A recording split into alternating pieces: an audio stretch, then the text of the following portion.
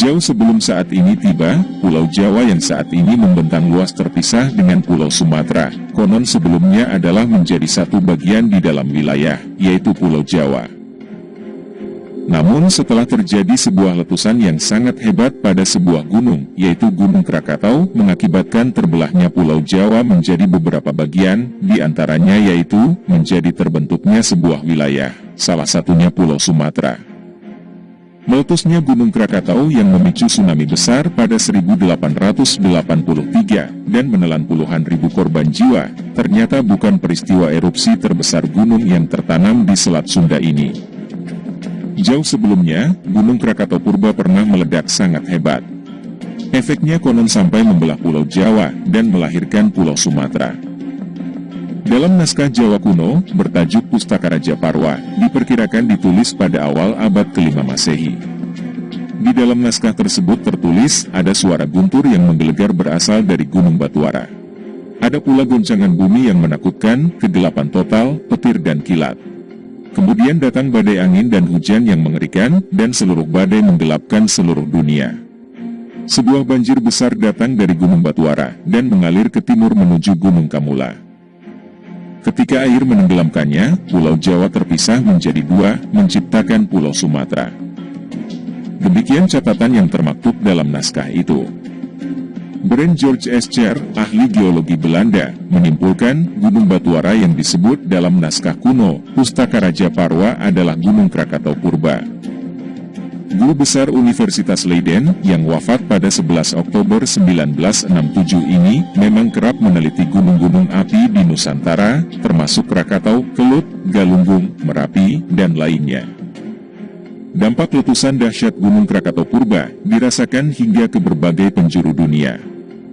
Bahkan, disimpulkan oleh David Kiss dalam risetnya bertajuk Catastrophe, An Investigation into the Origins of the Modern World, tahun 2000, peristiwa vulkanik di Asia Tenggara itu, terkait dengan bencana alam yang menyebabkan perubahan besar di Eropa, selama abad ke-6 dan ke-7 Masehi.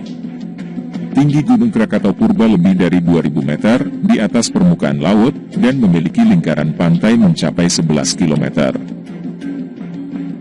Letusan pada abad ke-5 itu berlangsung sekitar 10 hari, dan memuntahkan material erupsi mencapai 1 juta ton per detik. Saat itu, Selat Sunda belum ada, dan Gunung Krakatau purba masih berdiri di Pulau Jawa. Letusan Gunung Krakatau purba, secara langsung atau tidak, diyakini bertanggung jawab atas terjadinya berbagai peristiwa besar pada saat itu. Peradaban kuno macam Persia purba di Asia Barat, Nasca di Amerika Selatan, juga Maya di Amerika Tengah, mengalami keruntuhan. Juga mengakibatkan melemahnya Kekaisaran Romawi yang kemudian digantikan Kerajaan Bizantium. Suhu udara yang terus-menerus mendingin, pasca erupsi Gunung Krakatau purba, memicu mewabahnya penyakit sampar bubonic, dan mengurangi jumlah penduduk di berbagai tempat di dunia secara signifikan. Dikutip dari buku Disaster and Human History, tahun 2009, karya Benjamin Reilly.